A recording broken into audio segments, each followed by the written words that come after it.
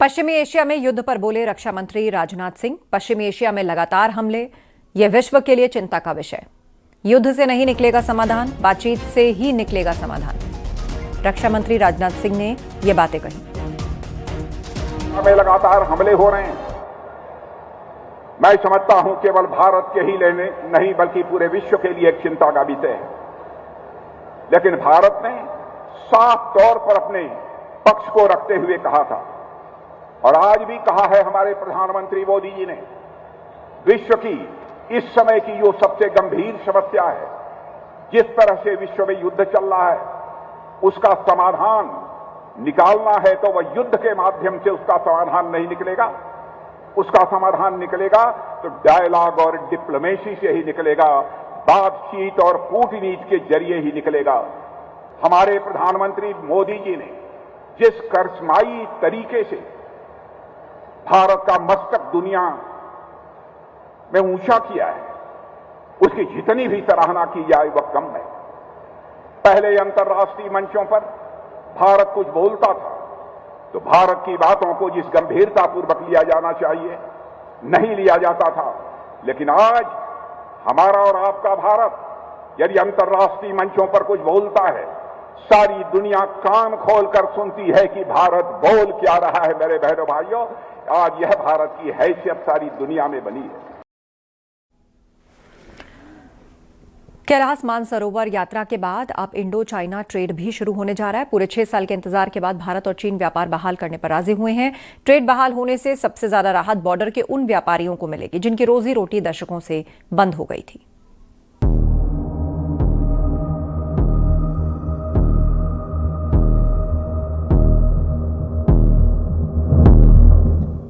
2019 में भारत चीन के बिगड़ते रिश्तों की गाज कैलाश मानसरोवर यात्रा पर तो पड़ी, साथ ही दोनों देशों के बीच होने वाला स्थानीय व्यापार भी पूरी तरह बंद हो गया।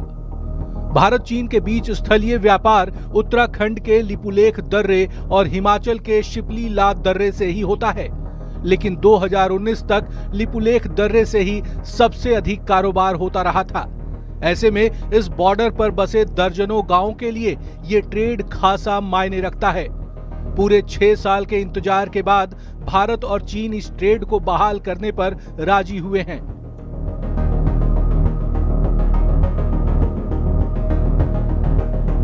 इंडिया चाइना ट्रेड जो इसका रिजम्पशन होना है और इसको जून के प्रथम वीक से स्टार्ट किया जाना प्रस्तावित है, तो उसी के क्रम में अधिकारियों के साथ एक मीटिंग हम लोग के द्वारा की गई थी। ये प्रिपरेटरी एक मीटिंग है और इसमें सभी एक दौर था जब ये ट्रेड पूरी तरह खुला था। भारत के व्यापारी आसानी से चीन से सामान लाते थे, लेकिन तिब्बत पर चीनी कब्जे के बाद इस पर रोक लग गई। 1992 में दोनों मुल्कों की रजामंदी से पहली बार ट्रेड शुरू हुआ था, लेकिन 2019 में लद्दाख में हुई सैनिकों की झड़प के बाद इस पर फिर रोक लग गई। पिथौरागढ़ में चाइना बॉर्डर से सटे गांवों के लिए ये ट्रेड खासा मायने रखता है। बॉर्डर के दर्जनों गांव सदियों से इसी ट्रेड के जरिए अपने लिए साल भर की रोजी रोटी का जुगाड़ करते आए हैं। आपका जो पलायन रुका था भारत चीन व्यापार की वजह से रुका था, आज तो पर्यटन की उससे भी है, लेकिन उस समय क्या था कि भारत चीन व्यापार की वजह से वहाँ के लोग अपना जो भी रोजगार स्वरोजगार करते थे, फिर वह अपने उस भारत चीन व्यापार के माध्यम से उसको बेचते थे, बिक्री करते थे, लाते थे। इंडो चाइना ट्रेड को हरी झंडी मिलने के साथ ही इसकी तैयारियां भी तेज होने लगी हैं। इसी साल जून के पहले हफ्ते से ट्रेड शुरू हो जाएगा। पिथौरागढ़ प्रशासन ने ट्रेड के लिए ट्रेड पास, कस्टम, बैंकिंग और सुरक्षा के इंतजामों को अमली जामा पहनाना शुरू कर दिया है। 2019 में इस ट्रेड में भारत की ओर से 265 व्यापारियों ने हिस्सेदारी की थी, लेकिन इस बार ये आंकड़ा बढ़ना तय है। न्यूज़ 18 के लिए पिथौरागढ़ से विजय वर्धन उप्रेती की रिपोर्ट।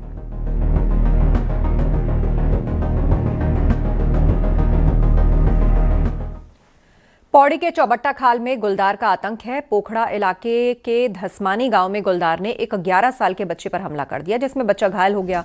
दरअसल देर शाम दीपक अपने 2 मंजिला मकान की बालकनी में बैठकर पढ़ाई कर रहा था और इसी दौरान अचानक गुलदार ने उस पर हमला किया। दीपक के चिल्लाने की आवाज सुनकर परिजन और आसपास के लोग मौके पर पहुंचे। गुलदार वहां से भाग गया और घायल बच्चे को फौरन अस्पताल ले जाया गया, जहां प्राथमिक उपचार के बाद बच्चे को जिला चिकित्सालय पौड़ी रेफर किया गया। उसका इलाज चल रहा है। पूरे इलाके में दहशत का माहौल है। वन विभाग के खिलाफ गुस्सा भी ग्रामीणों का बढ़ता जा रहा है और उनका कहना है यहां लंबे वक्त से गुलदार की दहशत है, पर कोई ठोस कदम नहीं उठाए जा रहे।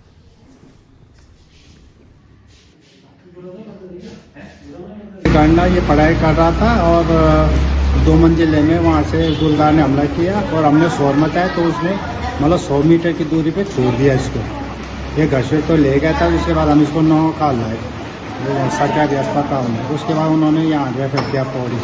अब यहाँ से वो सर्जन के लिए आगे के लिए कह रहे। ये बच्चा, इसका नाम दीपक है, 11 साल का ये बच्चा है, पोखरा का रहने वाला। जैसा परिजनों ने बताया कि गुलदार ने बच्चे को उठा लिया था और जब परिजनों ने हल्ला वगैरह मचाया तो गुलदार उसे छोड़ के एक तरफ फेंक के भागा, जिसकी वजह से उसके चोटें वगैरह आई। बागपत के दोझा गांव से हैरान करने वाली खबर आई। यहां 11 साल पहले लापता हुई बुजुर्ग महिला अचानक जिंदा घर लौट आई। परिवार ने जिन्हें मरा हुआ मानकर कई सालों से श्राद्ध भी कर दिया। वहीं लीलावती जम्मू कश्मीर के राजौरी में सेना और पुलिस की मदद से मिल गई और घर वालों से उनका संपर्क हुआ। घर वापसी पर अब गांव में जश्न का माहौल है। डीजे बजाकर जोरदार स्वागत उनका किया गया। तो आ जा खाना खाने से पहले ऐसे कि हमने रख दिया। अच्छा, जब अचानक तुम्हें पता लगा? हमें पता लगा कि हमारी माँ जिंदी है, तो फिर हमें उसके बाद हमें अपील हुआ। उसके बाद हमने फिर ये अभी ये कल लेकर आए यहाँ से कश्मीर से, सुरनकोट से। किससे मदद मिली, फौज से या? ये आर्मी वाला लड़का है, विवेक सर है, और अभी इंस्पेक्टर साहब है यहाँ से सुरनकोट से, और हमें जो यहाँ के विकास राकेश सर है बिनौली थाने से। मथुरा से खबर है। फरसा बाबा का अंतिम संस्कार भारी सुरक्षा के बीच अंतिम संस्कार किया गया। गांव में निकाली गई अंतिम यात्रा, बड़ी संख्या में लोग इसमें शामिल हुए। नम आंखों से लोगों ने बाबा को अंतिम विदाई दी। गौरक्षा के लिए बाबा का बड़ा योगदान, ये ग्रामीणों ने कहा। तो फरसा बाबा को अंतिम विदाई देने के लिए बड़ी संख्या में ग्रामीण इकट्ठे हुए। प्रदेश के कई जिलों में बारिश और ओलावृष्टि से फसलों को भारी नुकसान पहुंचा। सीएम योगी ने अफसरों को सख्त और साफ निर्देश दिए कि ओले से खराब हुई हर फसल फौरन आकलन करें। प्रभावित किसानों को 24 घंटे के अंदर मुआवजा दें। जनहानि, पशुहानि, घायलों के लिए भी निर्धारित मुआवजा फौरन मिले। अधिकारी फील्ड में उतरे, खुद जाकर स्थिति का जायजा लें। किसी भी स्तर पर लापरवाही बर्दाश्त नहीं। अगर राहत कार्य में ढिलाई हुई तो सख्त कार्रवाई होगी।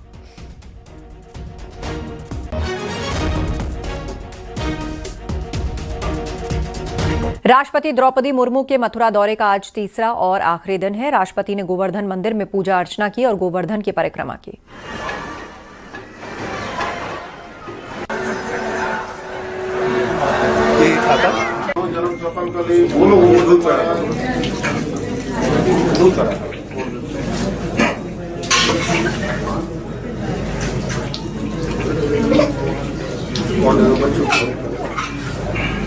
तो राष्ट्रपति ने गोवर्धन मंदिर में पूजा अर्चना की। राज्यपाल आनंदीबेन पटेल भी उनके साथ मौजूद रहीं।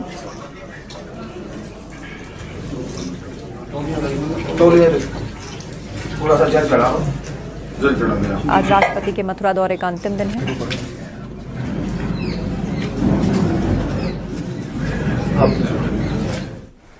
आईपीएल से पहले लखनऊ सुपर जायंट्स की 20 सदस्यीय टीम अयोध्या पहुंची, जहां खिलाड़ियों ने रामलला के दर्शन कर आशीर्वाद लिया। टीम के मालिक संजीव गोयनका भी इस दौरान साथ मौजूद रहे। आगामी सीजन की शुरुआत से पहले टीम ने मंदिर में पूजा अर्चना कर जीत की कामना की।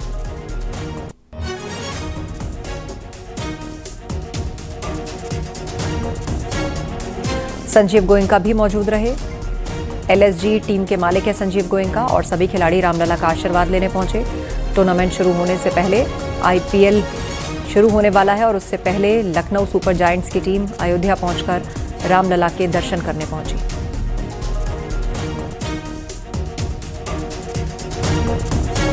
दिल्ली के उत्तम नगर में तरुण सोनकर की हत्या का मामला अब तूल पकड़ता जा रहा है। इस घटना के विरोध में चंदौली के पंडित दीनदयाल उपाध्याय नगर में व्यापारियों का गुस्सा फूट पड़ा है।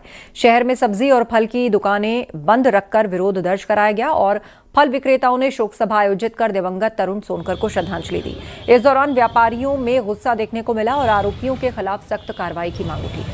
पीड़ित परिवार के लिए मुआवजे और परिवार के एक सदस्य को सरकारी नौकरी देने की मांग की।